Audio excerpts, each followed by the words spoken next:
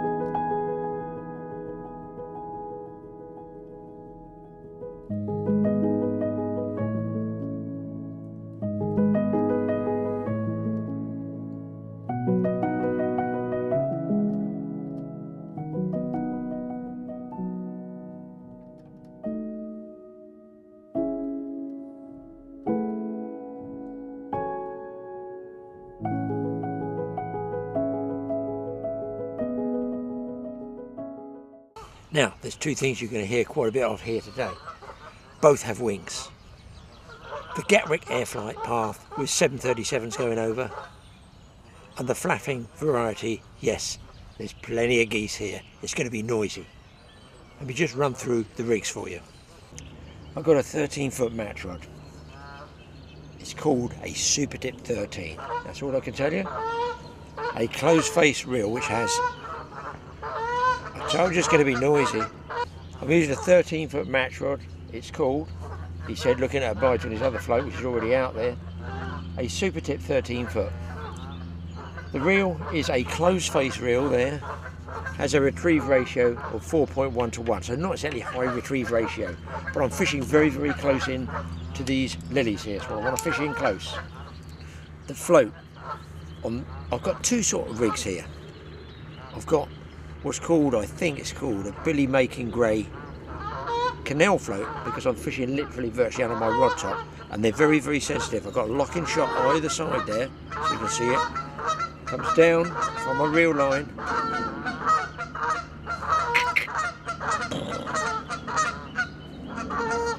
About a small number 10 shot there, maybe, I'm going to say 4 or 5 inches from the hook. Size 16 barbless there, £2 line for the hook link, and 2 maggots, which I will put on properly in a moment. Now the reason I'm doing this is because there's a bit of wind keeps coming up, easterly wind. It's not going to be wild fishing with an easterly blowing, but when the float settles you get a bit of drift or drag, even though I'm tucked in behind the lilies here, and that will just pull this light float out of position.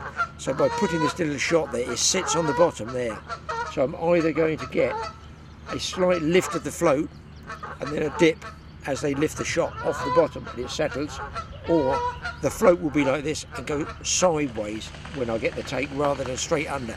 It won't put it under because it's got to put it to the side to move that shot there. So let's get that one out first. The other one's slightly different setup. I'm just trying from something, from a matchman, from a pole angler's point of view. Should have bought some earplugs for these geese. They are shockers. Now when I've carp fished on the main lake, they can keep you awake all night. Second rod is a 13-foot match rod as well, just a glass one. The other one's got a bit of carbon, it's a little bit heavier, cork grip, regular fixable reel, about £4 main line. The same canal float, which I'm going to try, and I might have to upgrade to a heavier waggler. It's got a black tip to it so that I can see it against the glare.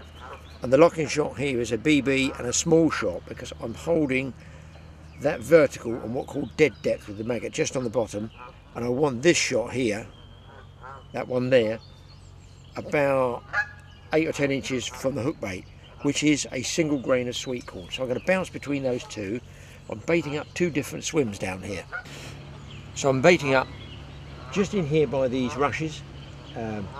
Pretty much the same bait, sweet corn, a little bit of ground bait, some red maggots. And just over on the edge of the lilies there, I need to get a little bit closer actually, because I feel the fish are actually under the lilies. I'm baiting up just down there as well. Depth, I've plumbed with the plumb weight, and I'll show you what that is. Okay, so here's a plumb weight there.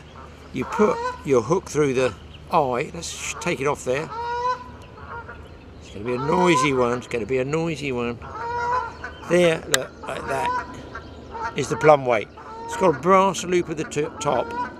It's got some cork at the bottom. Put the hook through that eye, through that brass loop, and just nick it in the bottom of the cork. That will then pull that float under, like this, pull it down. So then you put more and more depth on your float until you get it. So it's, you know, it's just the pip of the top is showing. So if you have a waggler float that is either self-loaded or has the bulk of the shot underneath the float, it's, other than being pulled under by the weight, as you go deeper and deeper to find that depth at the top, if you go too far, it will still look like it's registering the depth because it's going to be self-righting, isn't it? It's got all the weight here. It's still going to cock and set just there like that. So just be aware when you use this type of float, just get it up, up, up, up. Keep setting it till you get it right, till the float just here. If you have the weight down at the bottom, the float would lay flat. So then you know to shallow it until it comes down like this in the water. That's with the weight at the bottom. But with self-loaded or bulk shot underneath a waggler float like this, just be aware, don't deepen it too much too quickly, because you won't get the correct depth. I'm going to put a little bit of loose feed in, a little bit of ground bait, sit back and wait. If I don't catch crucians in 3 hours, I get it, I'm going to fire off to the other lake and see if I can find some roach. Guys, I'm in trouble. I've set in the float. Just after talking to you then, I've got a fish on. He's digging for those lilies, and I think he's found them. Am I going to get him out? Come out. It looks like a nice perch.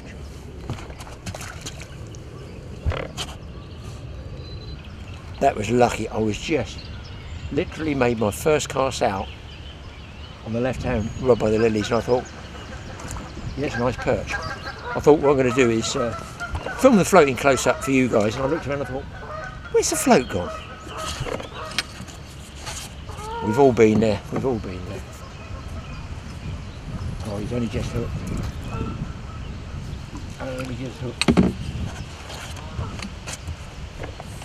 The other thing you can do, get yourself a clean pair of trousers and then kneel in the duck shed.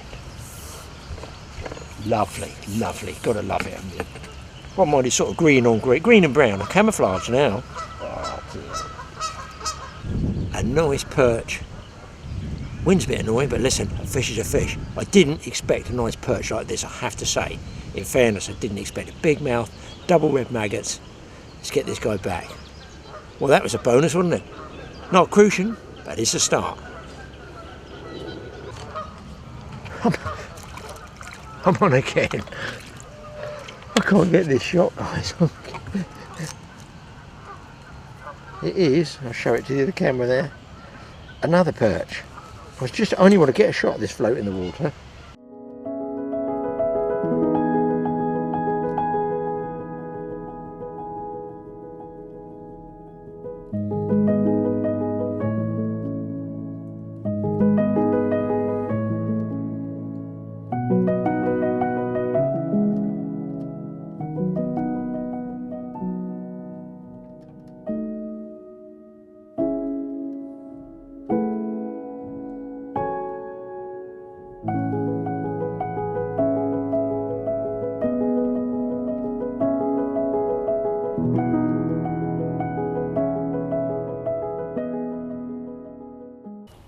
Well, no Crucians, people, but the perch are on the bite, so that's worthwhile. And that was on the inside. I changed from corn, no bites on corn, so I went on to a single red maggot. So fresh single maggot, I feel. And I just bounced between that and sweet corn, but no bubbles coming in the swim. Now, very often you would get bubbles in the swim, would be indicative of a Crucian single bubbles, not piles of foaming bubbles like tench or big bubbles like carp, but just single pop-up bubbles, would indicate that the Crucian carp are digging around in the bottom. So I'm just going to have to persevere and see if they move in. There's people over there that are pole fishing, and that's usually very efficient. I haven't seen a great deal come out there yet. Oh, I missed that one. I missed that one. Oh, no. I'm going to try and closer again. It literally is just swinging the rod out, sinking the float, and I'm just resting it here. The most ungainly rod setup you're ever going to see. But 3 fish have fallen to it. God, those geese, geese. Drive you mad. I've got fish going for the lilies again. There's like another perch. Gonna have a good net of perch at this rate. Crucian carp trip or session that's turned into a perch fishing session. Oh. How can I unhook a fish and... Yes, a double, and it is even bigger perch. Well, that's 5 perch. Come here, young man. You're famous, you're on YouTube. That was on the inside line and on the outside line. Now, fishing before for Crucians and caught Crucians, I'd never caught many perch here. But nice to catch, isn't it? Nice to catch. Any fish is nice to catch. So I've got just a single maggot on there, a single red. Don't even need to open the bail arm to cast it, I just pull it up. Especially when there's no wind. I get it right in there. Just scatter a few, just 5 or 6, that's all it takes. So they're sort of tumbling down through the water. The geese have stopped, and now there's a man with a mobile cement mixer. Now, I just had a fish on that, but can you see maybe how the colour's been drained out of that? And that's what they call a sucked maggot. That tells you can have a bite. And if you get maggots coming in looking like that, you're getting bites and you're not connecting with the fish. Not because you're striking, they're just chewing at it. Not doing anything wrong, it's just a point worth noting that there are indeed fish in a swim. You might want to change to a slightly different bait, or bigger bait, smaller bait, set your float rig up differently. Just something that might convert those suck maggots into a fish in the net. This one I tend to go overcast it, sink it a bit, a couple of winds. And this float's probably got a slightly different shotting system on it. Different species, people. This one is a very small rudd. So there you go. Another species, maybe we're going to get lucky with the Crucian carp. Who knows? Who knows indeed. Nice to see the rudd. And of course those perch are only going to get bigger with rudd that size in here. Get a 2 pound perch, he's going to post those straight down his throat. I don't think there's pike in here. I don't think, as far as I know. I was kind of surprised how many perch are in here. Look, I'm not complaining. Fish is a fish. On a day like today, hot, bright, you wouldn't exactly set your stall out for catching a lot of fish, would you? But I'll watch this matchman. 6 maggots. 6 maggots. That's 12 gram. Well, whatever. Another thing they do is put their towel on their knees, so you just wipe your hands. Makes a lot of sense, this match fishing, doesn't it? It's convenient. Rather than going home, mind you, I've got, whoops, oh, I'm on again. Hang on, size, hang on. It's gonna be a small one. Rather than get covered in duck's mess. Well, it's too late now, it's there. Wife will wonder what I've been doing. Another little small perch. Single maggot seems to be doing the business. You wouldn't think that would make a difference, but also just put a little pinch of feed out there. See, it might take a while if there's not been many people fishing there. Then it might take them a while to get on that feed. I'm trying to do it, difficult as it may seem for me, on the matchman's little and often basis. Well people, I am catching perch after perch after perch. Just that one rod. And both floats going, both on the inside, perch both ways. So no problem with the perch film. However, I'm going to have a walk around and ask those guys if they've actually caught any crucians, because I noticed one guy's been there and he's before, hang on, he was there before I was, certainly he was there early. Well, let's face it, most people are there before I am, before I turn up. There's a guy on a pole round there, there's a guy on a pole there. Now pole fishing is unbelievably effective because you are literally fishing underneath the rod. You can bait up with a little cup on the end, tip the bait over the float. So it's very, very efficient. Whether the water's still a bit cold or not, I don't know. I never like catching a lot of small perch, so I feel they're the only ones that's moved in there.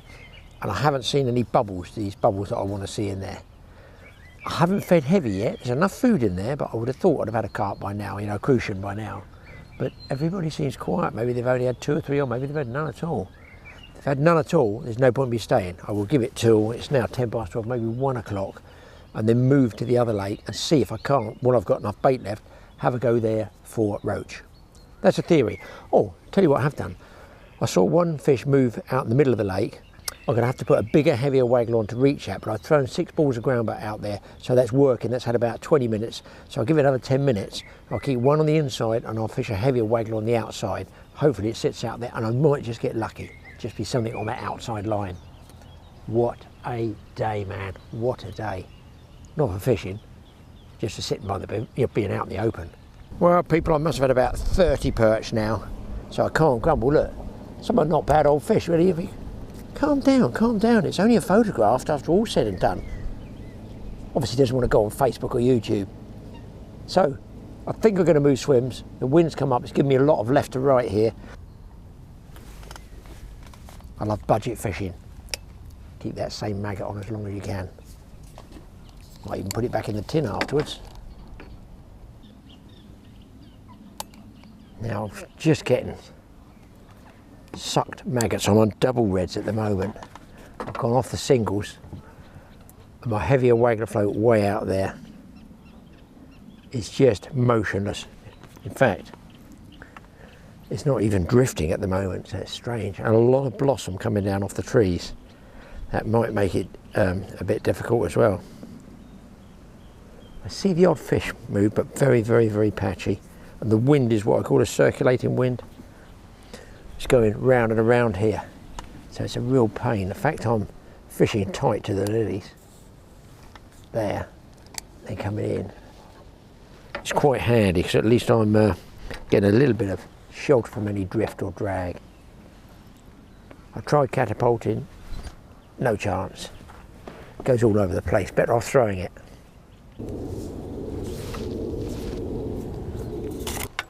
Well guys, packing up time, had a walk around. People with a pole, fishing with a pole, further around there, Zippo. There's been 2 Crucian carp caught on the whole lake, so time to move. I'm going to have a go down here. Look, it's not going to say it's going to be any easier. I've had some decent perch, I've had some good perch, but what I do is I go around and talk to those guys because a couple of them are pole anglers and they're always going to catch. And one's struggling, he's had nothing decent at all, one perch. A few little ones. The other guys, I think one guy had a 10, they've been here since 7:30 this morning. So what chance have I got like this time? They said it's just fishing really, really bad at the moment, it's the way it is. So I'm coming on this other lake, which I've walked around, Bonds, and apparently that's fishing really, really bad. Look, fish can't feed mad all the time, but most people just go for the carp. I'm going to be trying for roach with the float. The wind is all over the place, it's just swirling. So we'll give it a go and see what we can do. Let's get set up.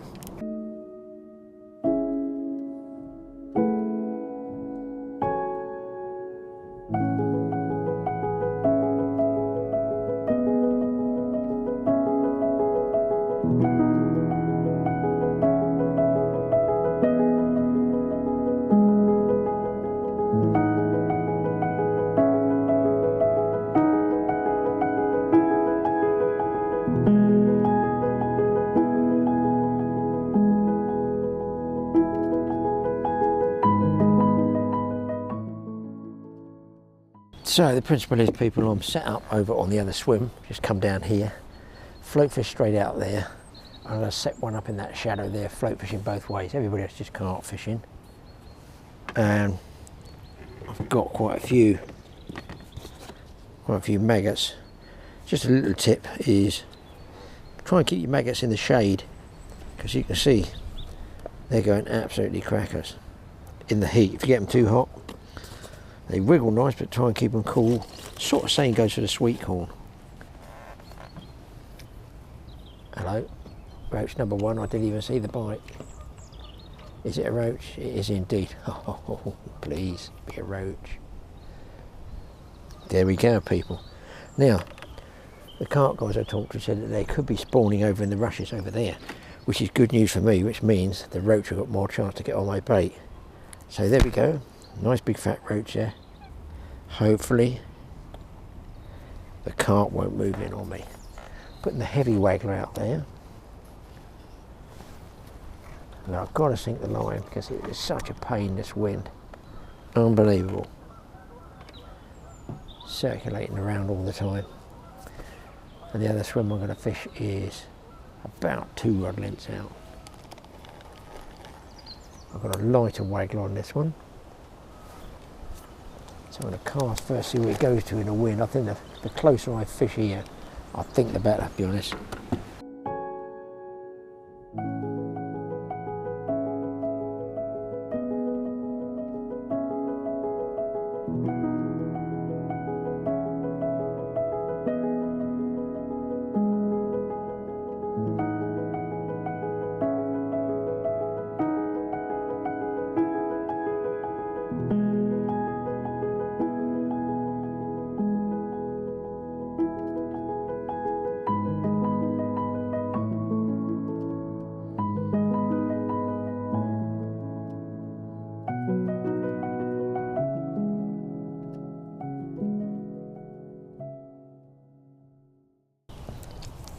Another fish on, people.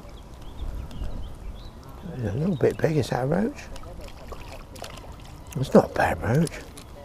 Come on, people, come on. Was that move? Smart money move there. That was a smart money move. Look at that one against the blue of the sky. Look at that one against the blue backdrop of the sky. Nice fat one. Some people put them the fat end on the hook, and some people put the small end on the hook. But either way, you can see, hopefully you see that wriggling away.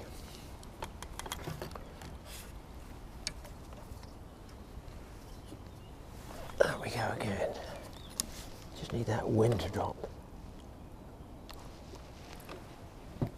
This one I've got trouble with the float on this left-hand rod. Oh no, I haven't.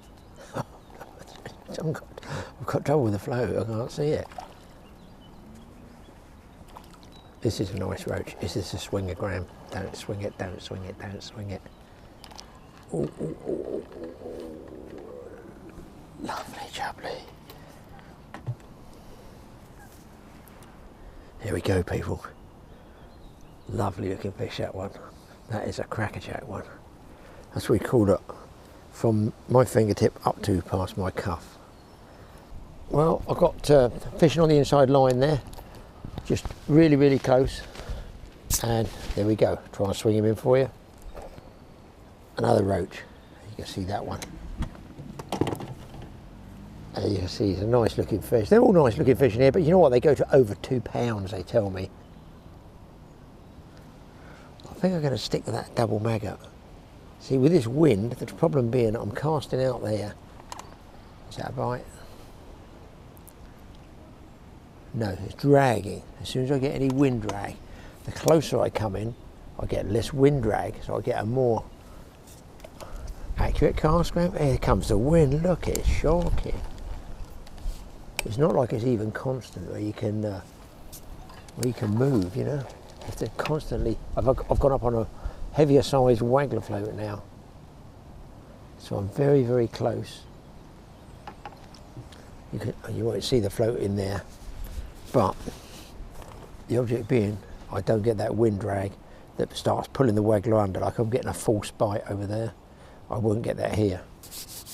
The thing with roach fishing is, you can't afford, it's quite delicate, it's got to sit there, stay there without moving. If it starts dragging, thereby the float's moving, pulling the bait behind it, they're generally not going to have it in a still water. Obviously in a river, it's running, so they'll take it. But still waters like this, you need to be almost sort of anchored in the one spot. So it's a little bit against me at the moment with this wind. I see no point in moving again.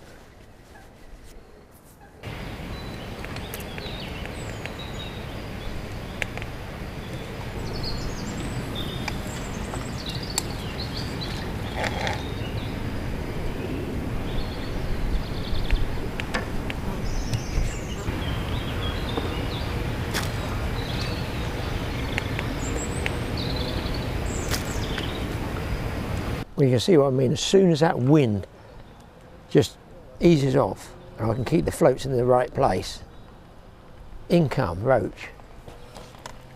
Not monster roach, but look, check that out. Nice proportions. That's what I've come for. Crucians and roach. Failed on the Crucians, but thank goodness, switch swims. Good job, I did change. And plenty of roach I'm getting now.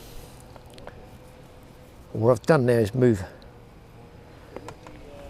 both floats into one swim, closer in to avoid that drift, so at least if I do get a bite, I should be able to connect with it. And of course I can bait that much more accurately as well. I'll get this one out there. Got a big fish on, guys, halfway through a sausage roll. I'm not sure it's a carp or not, probably is. Certainly not a roach. Just got a strange fight about it. I'm going to take my time with this one. It was, if I turn that round that way. I don't know if you guys are going to get this or not. It was a sort of sliding float. Just slid away. It probably is a carp. I don't know if it's foul hooked or what, but it doesn't feel right. I hope it's not a big roach. Oh, it's a big perch. Nice big perch. There we go. Look at that one, people. That's a nice one. This is a perch well worth catching. And there we go. Get his fin up for us. That's a nice one. Really pleased with that one.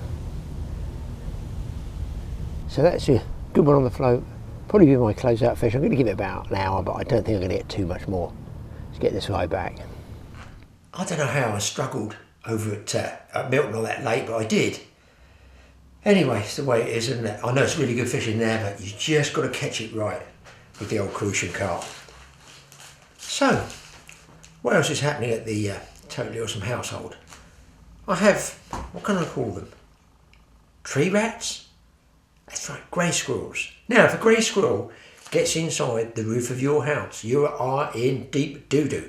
Even my roofer said they are almost impossible to get out, and if they shred your electric cable and the house shorts and burns down, you won't be very pleased, will you? So I thought, I'm removing my squirrels, I'm fed up with them, keep getting closer and closer and closer, they will get in the loft, it comes to the end of the line, whack with a catapult, chase them off. No. So just so you know, guys, this is what happens when you put a handful of stones in a catapult and in a rage stretch it back as far as you can get it. Pow! Obviously, totally miss. But in the meantime, bang, this goes off. Now, I thought I'd just show you this because obviously you can get replacement elastics here like this. And I needed to because look how that has worn up. I don't know if you can see that wear mark there. So that's got to be done. So I'm going to replace that right now because this is a nice pouch for boilies, for anything. It's my sort of my regular catapult. Nothing wrong with the arms on it at all, the handle. So let's get that changed. So these you can see sort of, I'm not sure, I've not done this one before.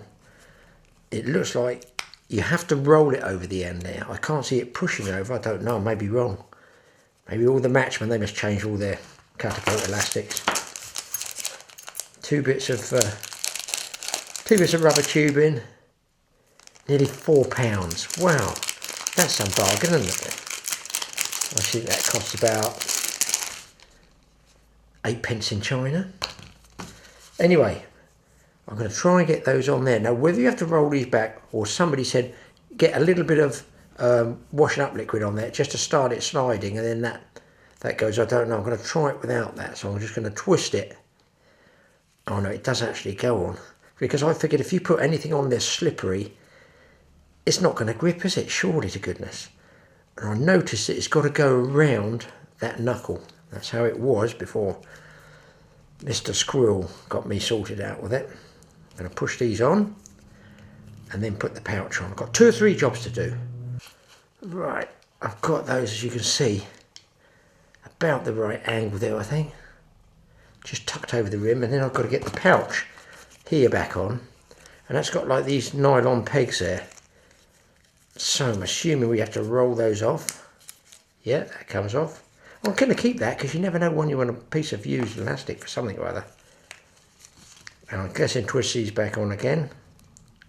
Easier said than done, Graham. Make sure you get the right diameter elastic for the right, and fittings for the right size pouch. Best to take the pouch into your tackle shop. Alright, I've got that one tight, and as you can see there, it is sort of equidistant. It hangs nicely, hangs equal either side, and it's not like this, look, it hasn't got that twist in it. It's no good if it's got a twist. It's going to mess up every time you try and get your bait out. So you could be forgiven for thinking that Graeme is going to go out to remove his squirrels. Nearly had the camera. With this, no, I've learnt my lesson. I've gone a bit more upmarket and got one of these. That's right. I phoned up, I won't say who, and said, can you help us out? I just want a cheap air rifle, second hand, don't care, as long as it's all working. Yeah, it's always a 2-2, it's all working, yeah. So anyhow, I'm popping away at the squirrels. I'm not hitting anything. It's okay, isn't it? Yeah, there's nothing wrong with it, mate, nothing wrong with it. There's no pip up here. So, when I'm targeting like this, I've got my front sight here, and I'm lining it up. And there's no pip in it. Oh, thanks. So, I took the guy's word for it. Yeah, it's all working, it's all okay. You think you'd have told me, wouldn't you, that, no, sorry, the end sight's gone, I'll knock a tenner off. No. So I've had to go and pry. Obviously I'm missing everything. Wayne, my very good friend, who has vast experience of squirrels. Get yourself a scope. We've got a cheap scope. Wait for this, you'll love this. Mike orders me this on Amazon. I don't do all that, he does all that. We get the scope, lovely. I thought, I'll get it zeroed in properly. 40 feet, something like that, and a 2-2, good spring, it's going to knock most things over. I thought, brilliant. So Mike comes up, I said, put that on for us on the bracket so I know how far, like, do I want the scope here or there? I don't know, there's a rail there, I think they call it a rail along there. We're looking at it and he goes, it's the wrong mounts for that rail because it's an old gun. So I'm not having much luck. I have had one squirrel with it, but I mean I could have basically turned it around and hit him with the butt because he was in there virtually going to have my cornflakes. So we've now got to send off more money to get the brackets to go on the telescope because the gun sight is not on the end of the gun anyway, so it's not been good. And you lose a few fish as well. I mean, what a day. But listen, while I was crucian fishing, a lot of you float fishermen out there will know floats are very personal things, aren't they? You can have a special float for, let's say, crucian. It's delicate. It's like a little antenna. You can put number 8, number 10, number 6 shot, provided you can see them and get them on with your teeth. Just enough to just get it down. 2 shot is under, 1 shot is just right. And it's lovely when you get good bites. So, I put one of the better floats, older better floats, in the tackle box. It gets jumbled around, moving stuff. It snapped. I thought, oh no. I looked at another one. Oh, that one snapped as well. Brilliant. Well done, Graeme, too. One's a modern plasticky thing, which I don't really like. The other one I like. It's a personal thing. But I have a way, I think, of repairing them. You might like to watch. This is one of those plastic waggler floats that generally I end up cracking and filling with water. I'm sure other anglers do as well. And the bit at the end, the little eyelet, snapped off. It's probably a self-loaded one, this one, I don't know. But it's gone. I thought, that's the float finished. And I thought, no. What about if I got a piece of rubber band cut a section off it, super glued it to the float, right? And then a pair of mole grips and a nail heated with a lighter to make a hole through there into which I can put my line. Would that not work? It's the same thing. And then a shot either side. That way I haven't wasted or lost this float. Let's see how hot we can get it without burning our fingers, Graeme. You'll notice I'm using the mole grips. Obviously I was holding the other end of the nail. It would be extremely hot, wouldn't it? I seem to remember when we had Bunsen burners in the chemistry class back in the 60s or whenever it was. Most of the heat is just above the actual flame. And there we go. I've got to miss the float, otherwise it's going to fill with water. So I just made the hole there, backs and forwards a little bit. There we go. And indeed I can get 6-pound line through there, like this. I see no reason why that float can't be used again. And of course, look, this doesn't pull off. It's got a bit of stretch here. It might be a new gimmick, something like that. Stretchy elastic on the end of your float, so when you strike it doesn't move. So there you go. I've salvaged that float, but that's not my favourite one, but you can see it's working. This one is much, much more delicate. It's a little antenna float. Now, I've snapped it like a carrot, and I can't really glue there. It's going to need a splice either side. So I thought, well, what can I use for splicing? I was thinking about it, because I like using this float. This one incidentally has one of these, if I put it off, I can get it off, one of these removable gizmos where you can put your line through there and you can change floats like this. Push it in, it just grips it. You see, it closes and grips it. So I thought, what can I do? Well, why not, Graeme, make something like the elastic again? And this time I've got some float rubbers, valve there. Cut a section of this, and if I can get it over, let's say here, a little bit of super glue. It's either going to be this one, or that's a different hole, but it's much thinner walled, like this. Just snip it there. Slide this back in with a bit of super glue. Yes, I'm going to get a bit of movement there, but it doesn't matter because once it's sitting in the water, it's sitting up like that, isn't it?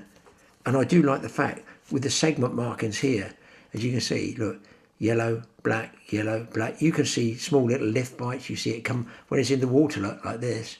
You see it come up as you get those yellow bits come out like this. So that's a very, very delicate float. So I think this one I'm going to try and salvage with, if he's got some in the drawer here, a little dab of super glue. Be careful, as they say, it bonds skin in seconds.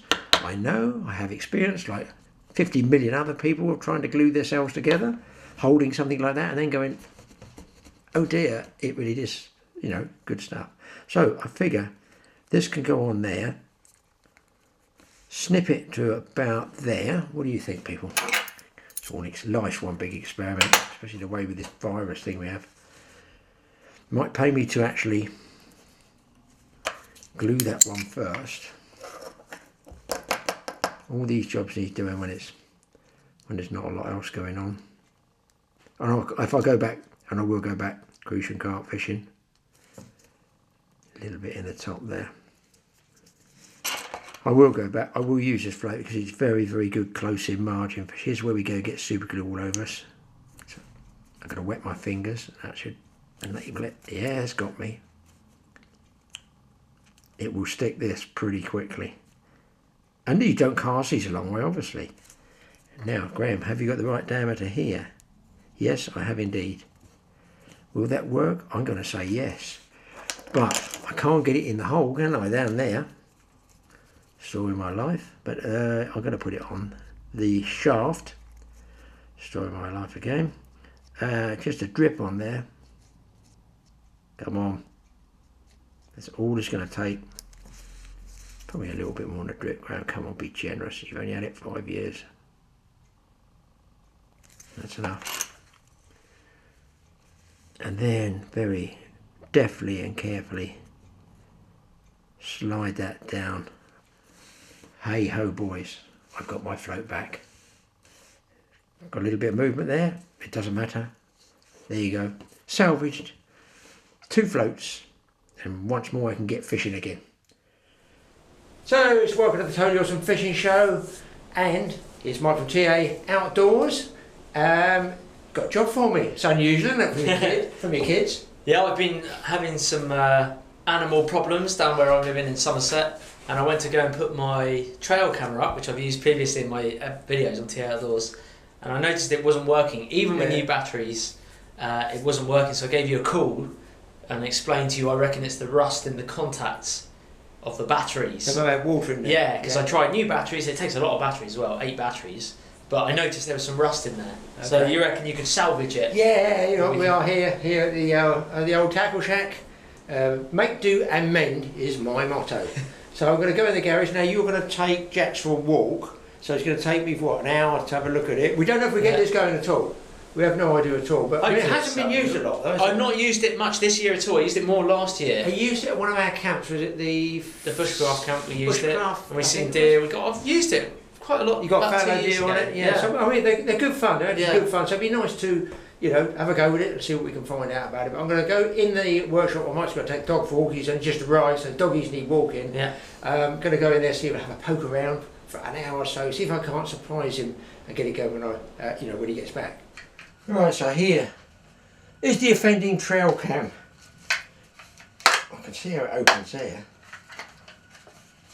It doesn't come out. It's all camouflage. It's sort of, are the buttons camouflage that release everything? Release, always good when it's got something like that. So let's have a look at it. So I can see without getting the readers on that the springs down here, I hold it around there, corroded. Now, Mike thought there might be moisture in it. I don't think there's moisture. I think if you leave batteries in anything for any length of time, they just corrode. And then they screw all the contacts. And if you can't make contact, basically electricity doesn't work, does it? So I'm going to try and clean up the 2. Now, I couldn't tell you why they seem to be alternate springs there. The inside, can't really get in. You can't really get to those in there, but that doesn't appear down in there. There's 2 contacts. They're locate, just so I show you. Can you see those 2 contacts there? If I just put them in the light, you'll just see them. The 2 contacts there, when they go down with a pack of batteries in them. 8 batteries? Go to Poundland, cheaper. They last at least 5 minutes. Get those 2 contacts, they're clean, they've got to go in, but I'm going to clean these up. And if it doesn't work then, I might try soldering. I'll put a little dab on there. I don't know if I can get it clean enough because it won't take to rust, but I might just be able to put a little dab on top of the spring parts or the other contacts, just so that the batteries have got something to go through. And we'll see whether it's working. Mike's adamant, it's not working, it's had rain in it. Make do amend here, boys. I feel it might not be that. So many of these things do have contact problems that, you know, anything with a battery is worth a look at. I've got a few tools here worth looking at. Always keep these. I don't know whether you can even see them. A set of real small files. Very, very handy for jobs like this. Pointed ones, flat ones, triangular ones, asymmetric thingamybobs. And a jeweler's screwdriver, I'm calling that, with a very fine point, because you can push on this and this wheel goes around here like that. You might not see it, see it spinning. So when you're pushing down, you can put pressure on it there, let's say, and I can twist, and it doesn't have friction on your hand here, so you can put some good pressure on it. I'm using changing watch batteries, a jeweler's eyeglass, which I've always had from the antique trade years ago, a brush, just for brushing out bits of rust, and because here it's filthy, well, it's been in my garage about 4 years, I've got some of this Logic cleaner, which goes on computer screen, so I'm assuming that's going to work and clean it up. So we'll see if we can't get this going. Oh yeah, another thing. If you look on eBay, you might be lucky enough to find one of these. They're well worth the money, I can assure you. So now, unfortunately, the wife broke her wrist back in lockdown, cycling accident with the daughter. It happened. It wasn't a great break. She's had to have multiple pins put in there, very tight, pulling it over. I don't think she'll be playing the piano again, but she's been on like physio, so it's different types of exercise. So I thought, oh, you need to do exercise.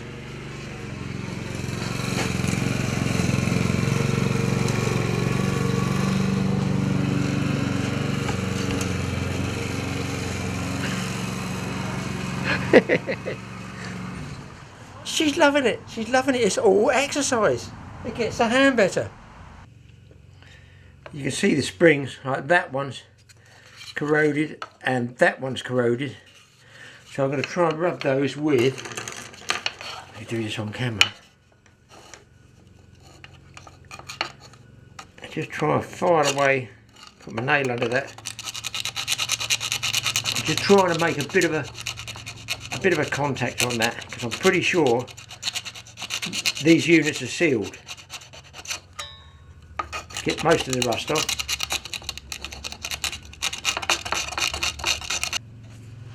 Get a brush, get all those out. And what I'm going to do here is give these a bit of a rough up as well. I can take a look at them using the jeweler's eyeglass here, like this. Goes right in. Yeah, there's corrosion and rust. It looks like it's on sliding plates. Wow. There's quite a bit in there. And this is where I'm going to use this small screwdriver. Trying to leave all these bits of deposits away. So people, switch it on here. I've got to wait for this old, extremely old soldering iron to heat up. I've got it on a hammer there. This gets really hot. Several times I've picked it up and touched it and burnt my hand, so be very careful of those. Anybody with soldering irons, I'm not great soldering, I'll be perfectly honest with you, but at least I'm going to give it a go and see if I can't get a dab of solder, not even go near it with my fingers, just on a couple of the contacts and the base of the springs, two of the springs. You've only got to break the circuit on one and that's it broken up, but here, these metal plates along the bottom here, I think there's a single, and a twin in here. I think you could pull those out, but I don't want to do that. Snap a piece of plastic and then the circuit's broken all the way across. We let this guy heat up and then we'll see if we can put a dab on there. Just going to see if this is hot enough, feels hot enough by the handle. Yeah, let's give it a go.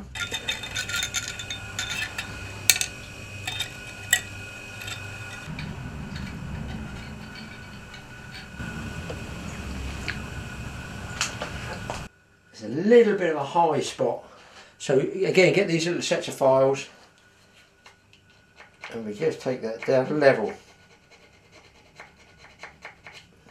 I'm going to look incredibly stupid and I'll get from Mike, I told you so, I told you it wouldn't work. It might work, but tight gives me a good contact. People, look, that is tight. So that gives me a good contact. One, it's just not quite in. That's in. Okay, moment of truth. This computer screen stuff, don't spray it over your face, Graeme. Just go over the sensors and at the front there. I just want to make sure it's all clean. So we're hoping not to use this tonight. Mike's going back tomorrow. He wants to take it to his pad and see what he can find down there, eating his vegetables, destroying his vegetable crop. Right, to bait up for that trail cam, we had roasted a nice piece of chicken carcass, left it normally put it out for Colin the kite, but I'm going to strip a lot of this chicken off here because it's all bits and pieces, you know, legs and stuff like that, and you get enough off here to make a sandwich. No question that we don't waste anything. And then what's left of the actual stripped carcass, if you like. So it could be badgers, could be foxes. We've had muntjac deer come around, so I'm going to strip as much chicken as I can off.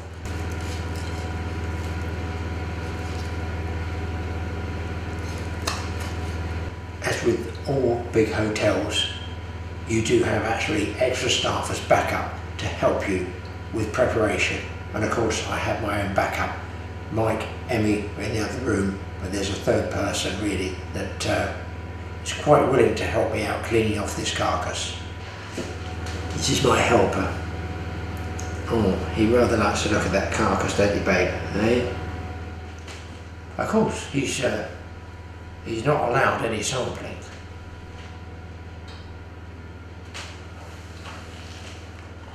So, anyway, that was worth it, guys. I actually got it working in the end. A little bit of poking around, not burning my fingers on that soldering iron like I have done so many times before.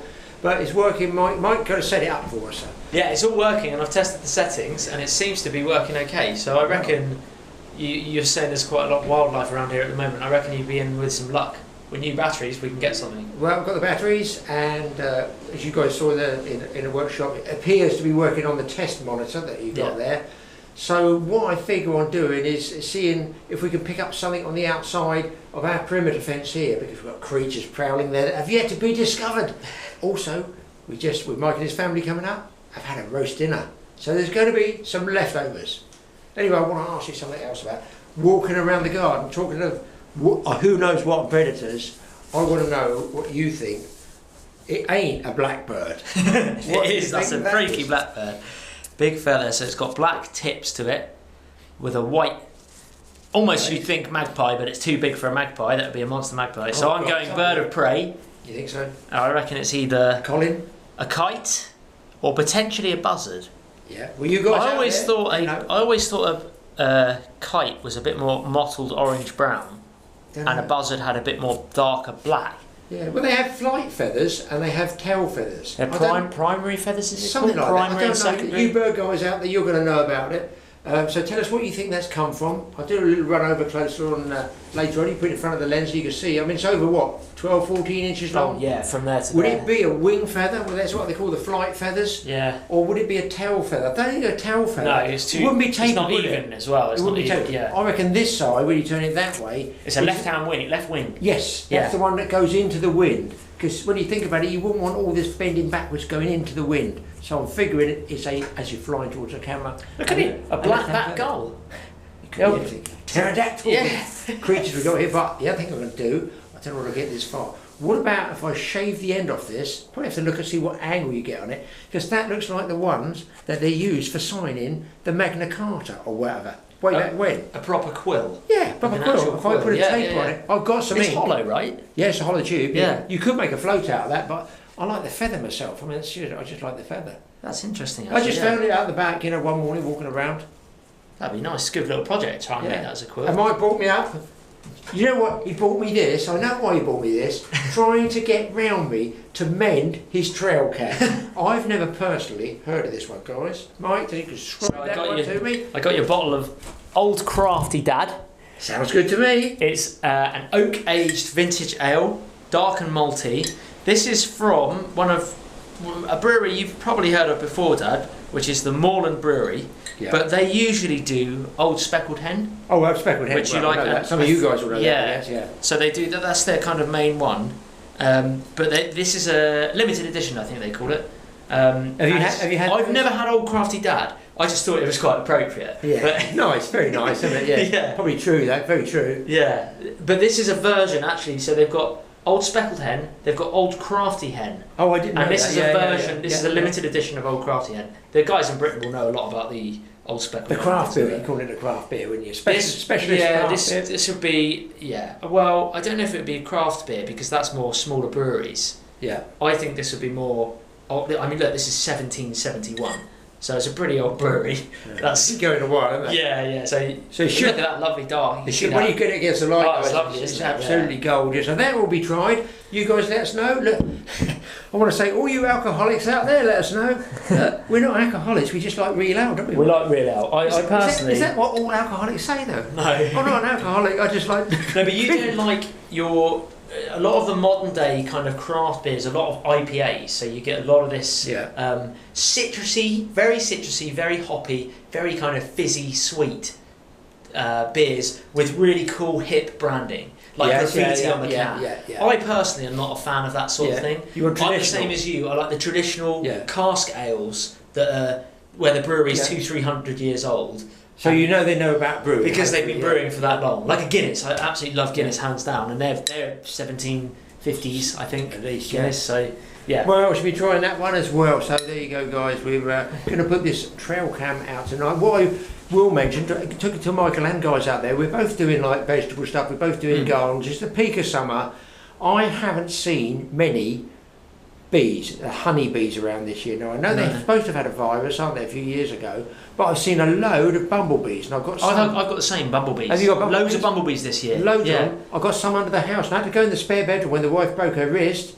On you know, and I thought she said I can't sleep because I can't move out. That's fine. I'll have a couple of nights in the spare bed. I go in the spare bed and I just hear. Are they in there? I thought, why is that tinnitus I've got? Yeah, they're in there. Yeah, have I left something on? I actually got up and looked at the fridge. I shook the fridge at one stage. You know, oh, it's gone. Get back, lay down the pillow. What the? It's outside. They've gone through a vent. I might be able to film it for you. They've gone through a vent. They're under my floor. In the spare bedroom, so that's the sleeping done there. But let us know about what you think about the insects. I've got one really weird one. I'm going to put a little insect up here. Mike hasn't seen this one yet. Yeah. I don't know what it is, but it's a really weird one. It looks like some poison thing that's come over from a foreign country. So if any of you recognise this one, I'm going to put up an insect, a picture of it. Let us know what you think it is. It looks like a sort of mayfly, but it's not a fishing type fly. It looks a bitey, stingy type thing. And has anybody out there this year seen the Asian hornet? Have you ever seen one? I've seen them online, like on pictures. And I mean, our hornets are massive anyway. Yeah, but these things are huge. These things apparently are giant. And I've seen one out. And I couldn't film it. Didn't have the phone with me. Monster things they are. And they're like a bird. They're like a small bird coming through, aren't they? Oh, I'd hear those if I was in the spare bedroom. One more thing. If the guys, because you recently put up the garden one when you came down to my garden, didn't you? Yeah. If the guys, I got loads of good feedback. A lot of you were saying deer. I can rule out deer because I've got really good, solid, quite high fencing around the property. It's not that. Some of you said rabbit. Now I think it could be rabbit. By the way, it's all about the broccoli. By the way, my broccoli's been, the stem has been almost munched through. I personally don't think it's slugs. Quite a few said slugs. But slugs tend to leave holes in the leaves. The leaves on broccoli are like that, and overnight those leaves are gone. I don't think a slug can eat that whole leaf overnight. Or the stem. It's gone. Some of the stems are thick as the end of this. So I reckon it's either mice, because I've seen mice in the garden with a ladder. Yeah, or with a ladder. No, because broccoli stems so thick, right? They'll go up it. But I think it's either mice or rabbits because of the height. It's about the maximum height a rabbit could get to where they've severed it. But what I've done is, from feedback from you guys, I've got some really fine, if you let me know if you want some, mosquito mesh. Oh, really? And it's so fine, but it can still let all the light in, the sunlight, so your plants can still grow.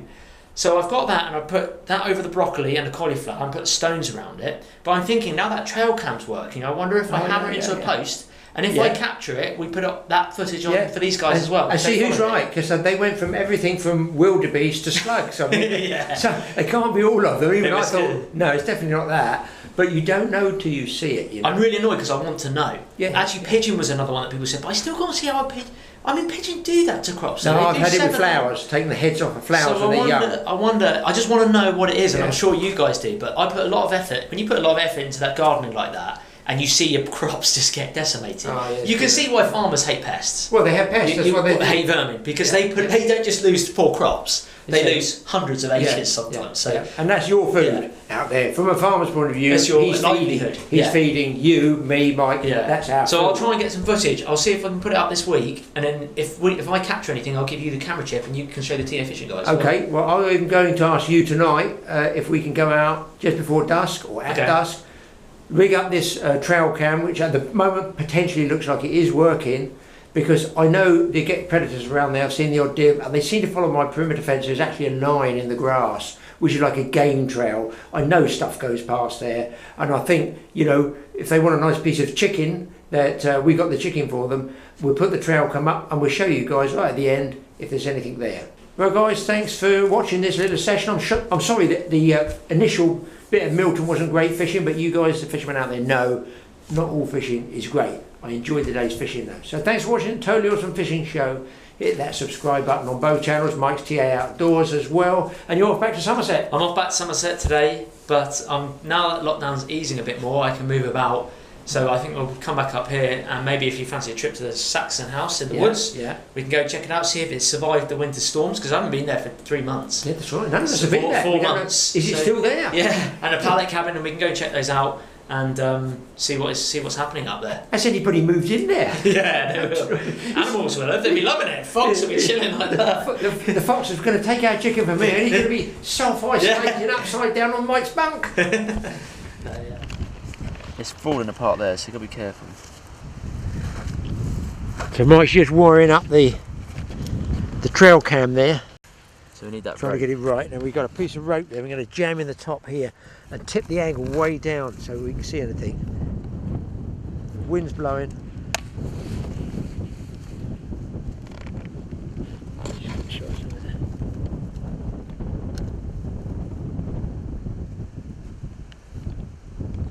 And there, guys, is the aperitif. Hopefully chicken and mice. There's Mike now. I've got to get out of the way, yeah? Yeah.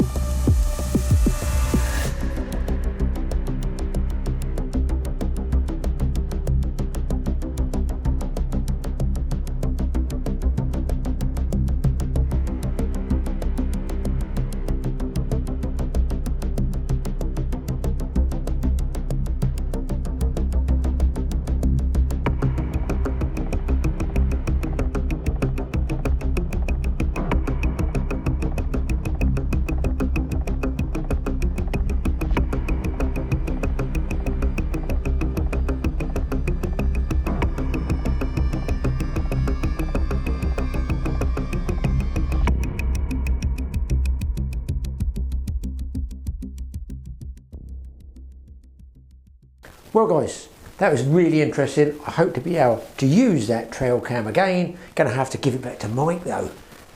Should I take my batteries out of it or not? No, let him have the batteries. We want to see what's eating, murdering his broccoli. We'll see you next time. And by the way, if you want to support the channel, there's a range of clothing, link in the description. Mike does all that, I don't. But if you do want to support us, there it is, a few bits of clothing. Guys, see you guys next time. Hopefully, I've got some more fish.